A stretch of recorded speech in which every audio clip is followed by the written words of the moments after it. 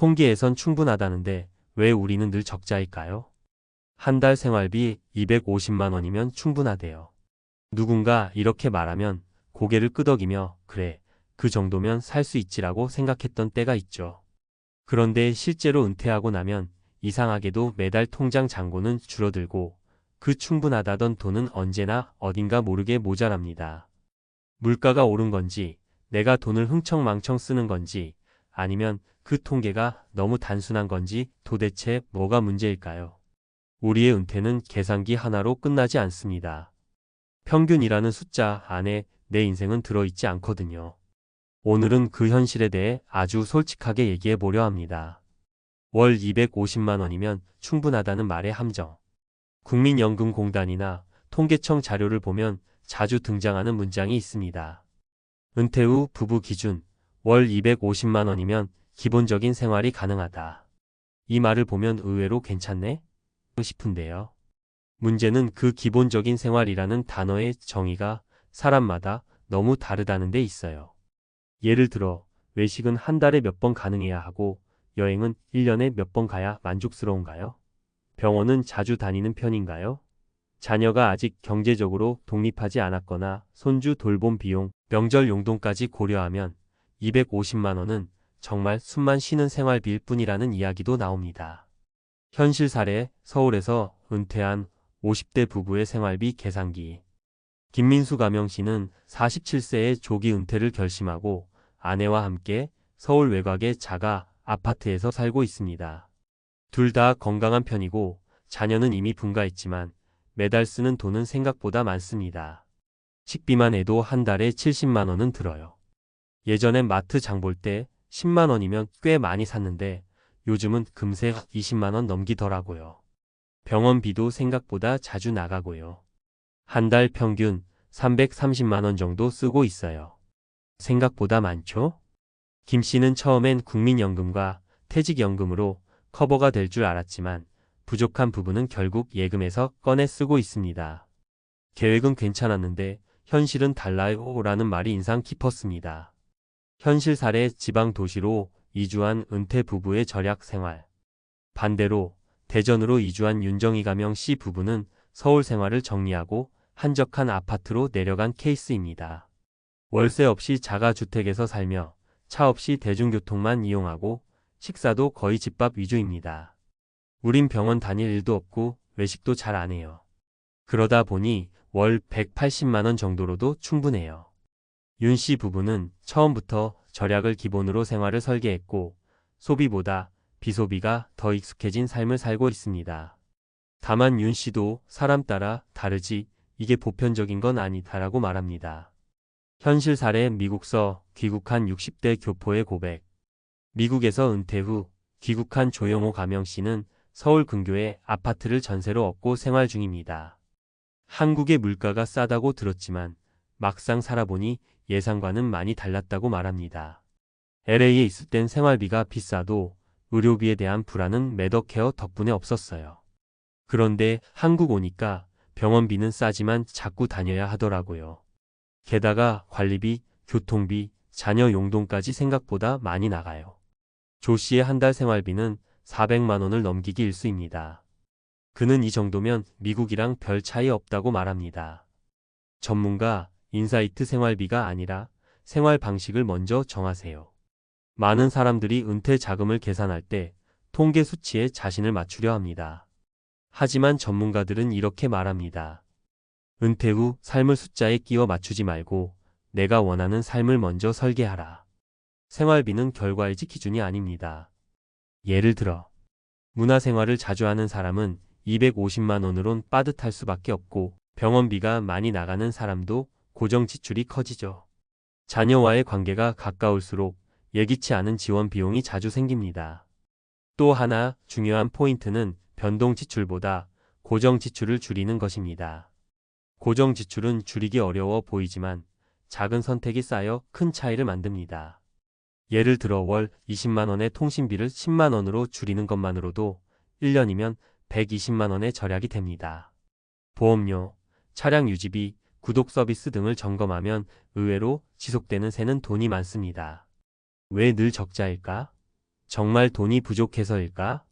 사실 따지고 보면 적자가 나는 이유는 돈이 부족해서만은 아닙니다. 계획보다 현실이 훨씬 복잡하고 예측보다 삶이 더 변덕스럽기 때문입니다. 은퇴 이후에도 자녀의 갑작스러운 결혼 자금 요청, 부모님 병원비, 예상 못한 수리비, 관리비 폭탄 같은 일이 계속 생깁니다. 여기에 물가 상승은 기본이고 심리적 불안까지 더해지면 지출은 늘어나고 저축은 줄어듭니다. 결국 적자는 숫자의 문제가 아니라 불확실성에 대한 대비 부족이 만든 결과입니다. 마무리 평균이 아닌 나에게 맞는 숫자를 찾아야 합니다. 통계 속 숫자는 어디까지나 평균일 뿐입니다. 부부 2인 가구 월 250만 원이면 충분하다는 말은 그저 일반화된 수치이고 실제 은퇴는 사람마다 환경, 성향, 가치관이 전부 다르기 때문에 각자의 수치가 따로 있어야 합니다. 그래서 꼭 기억하세요. 은퇴 준비의 핵심은 얼마면 되냐가 아니라 어떻게 살고 싶으냐입니다. 그 질문에 답이 정해지면 필요한 생활비도 보이기 시작합니다. 그게 바로 통계가 말해주지 못하는 우리 삶의 진짜 수치입니다. 앞서 이야기한 통계에선 충분하다는데 왜 우리는 늘 적자일까요? 라는 주제에 이어 이제는 실제로 은퇴 준비와 생활비 설계에 도움이 될 수 있는 전문가, 시각의 실용 정보를 깊이 있게 풀어드릴게요. 어렵지 않게 풀되 정보의 정확도와 실용성은 놓치지 않겠습니다. 1. 은퇴 후 생활비 설계의 출발점 총액이 아니라 패턴 분석부터. 많은 분들이 은퇴 후엔 월 250이면 살 수 있다더라. 한 달에 얼마면 괜찮다더라 이런 숫자에 집중하죠. 그런데 진짜 중요한 건 돈이 얼마나 드느냐가 아니라 나는 어떤 지출 패턴을 가지고 있느냐입니다. 실제 재무설계사들이 은퇴 컨설팅할 때 맨 처음 하는 게 소비 유형 진단이에요. 예를 들어 이런 질문들을 던집니다. 집은 자가인가요? 전세인가요? 운전하시나요? 차량 유지비는 어느 정도인가요? 병원은 한 달에 몇 번 가세요? 외식은 얼마나 자주 하세요? 자녀에게 경제적 지원은 끝났나요? 해외여행 계획이 있으신가요? 이걸 기반으로 소비 카테고리를 나눠보고 그동안의 지출 내역을 기반으로 월 평균을 계산합니다. 그러고 나면 통계상 평균 생활비보다 나만의 생활비가 만들어지는 거죠. 실행 팁. 지금까지의 생활비 내역을 최소 3개월치만 엑셀이나 가계부 앱에 기록해보세요. 예 네이버 가계부, 뱅크샐러드, 브로콜리 같은 앱 활용 가능. 카테고리별 식비 주 거의료 여가자녀 지원 등로 분류하면 나도 몰랐던 고정 지출이 보입니다. 2. 은퇴 후 고정 지출 줄이기가 핵심입니다. 은퇴 후 가장 무서운 지출은 갑작스러운 사고가 아니라 고정비입니다. 매달 자동으로 나가는 돈이 통장 잔고를 갉아먹죠. 대표적인 고정비 항목들을 다시 점검해보면 좋습니다. 통신비 아직도 부부가 10만 원 넘게 쓰고 있다면 요금제를 재검토하세요. 알뜰폰으로만 바꿔도 둘이 합쳐 월 4만 원대 가능. 보험료 60대 이후엔 과한 보장은 줄이고 실비 위주로 정리하는 게 효율적입니다. 특히 갱신형 보험료가 나이 들수록 급증하는 경우 부담이 큽니다. 차량 유지비, 자동차 세금, 보험료, 기름값, 주차비, 수리비 등 다 합치면 월 3,040만 원 나갑니다. 대중교통, 택시 병행하는 방식이 더 경제적인 경우도 많아요. 관리비 아파트에 거주 중이라면 계절별 관리비 차이를 데이터로 정리해서 겨울 폭탄을 대비하는 예산 분배가 중요합니다. 실행 팁. 매달 자동 이체되는 항목을 한번 정리해 보세요. 은행 앱에서 자동 이체 현황 메뉴로 확인 가능. 불필요한 구독 서비스나 쓰지 않는 보험이 은근히 많습니다. 3. 건강이 곧 돈입니다. 의료비 대비 전략. 은퇴 후 돈이 가장 많이 들어가는 부분 중 하나가 바로 의료비입니다. 실제로 국민건강보험공단에 따르면 60대 1인당 연간 평균 진료비는 약 180만 원 이상, 70대로 가면 250만 원을 넘기기도 합니다. 특히 만성질환 고혈압, 당뇨, 관절염은 지속적인 약값과 진료비를 발생시키죠. 여기서 중요한 건 지금 건강할 때의 대비입니다. 실손보험 정비 갱신형 실손보험은 나이 들수록 보험료가 급등합니다. 필요한 보장만 남기고 중복 보장은 정리해야 해요.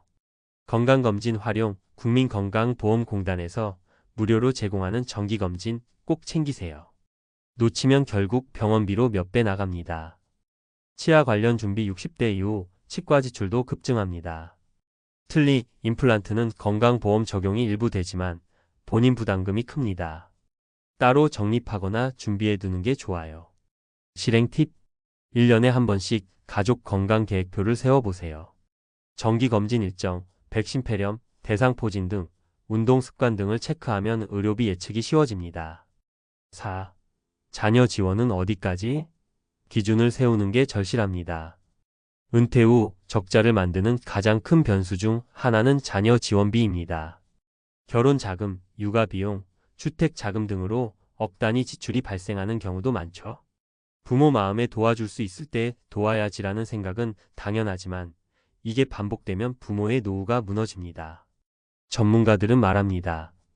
은퇴 자금은 절대 건드리지 마세요. 그건 자녀 것이 아닙니다. 자녀에게 미리 알려야 할 것, 내 수입 구조, 연금, 임대료 등 내가 쓰고 살아야 할 최소 생활비, 예상치 못한 지원 요청엔 여유가 있을 때만 가능하다는 기준. 실행 팁: 가족 회의를 한번 열어보세요. 부모도 평생 번 돈으로 노후를 준비해야 한다는 인식을 공유하고 지원의 선을 정하는 것이 나중에 서로를 지키는 일입니다. 5. 연금 수령액 확인 보완 수단 반드시 고민해야. 마지막으로 생활비를 꾸준히 감당하기 위해 가장 중요한 건 현금 흐름 확보입니다. 많은 분들이 연금이 있다고 안심하지만 실제 수령액을 확인하면 깜짝 놀라는 경우가 많아요. 예시 국민연금 월 수령 예상액. 40대 후반 은퇴자의 경우 보험료 납입기간 15년 전후면 월 3,050만 원 수준인 경우가 대부분입니다. 기대했던 100만 원은 가입기간 30년 이상 평균 소득을 충족해야 가능한 수치입니다. 이때 꼭 필요한 보완수단. 퇴직연금 DBDC IRP 정리 및 연금화 준비. 월세임 대소득 가능 여부 체크. 소규모 부업 또는 기술 기반 수입원 확보, 폰 수리, 온라인 강의, 작물 재배 등. 실행 팁: 내 연금 바로 알기 서비스 국민연금공단에서 예상 수령액을 꼭 조회해 보세요. 그리고 부족한 금액을 어떻게 채울지 지금부터 전략을 짜야 합니다. 정리하며 숫자보다 중요한 건 나만의 시나리오입니다. 앞서 말했듯 은퇴 후 적자의 이유는 돈이 부족해서가 아니라 내 삶을 통제할 계획이 없어서입니다. 통계는 평균을 말하지만 현실은 내 계획, 내 소비 습관, 내 관계, 내 건강이 만들어 갑니다. 그러니 지금 필요한 건 이렇게 정리해 보는 거예요. 나의 고정 지출은 얼마인가? 의료비, 자녀 지원비 등 변동 요소는 어떤가?